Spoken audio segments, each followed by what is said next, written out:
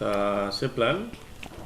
Ez dakit, esan didate Gazeon badaudela pintura oso polit batzuk. Agian joan gaitezke paseotxo bat ematera.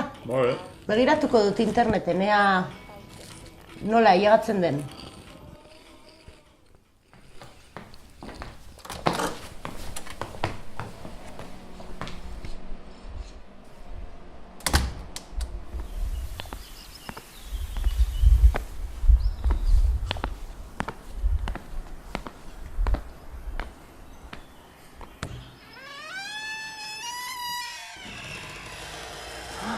Ze polita!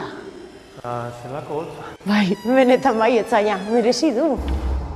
Irakurri dut, nahi gabe aurkitu zituztela margoak, erretaularen atzean.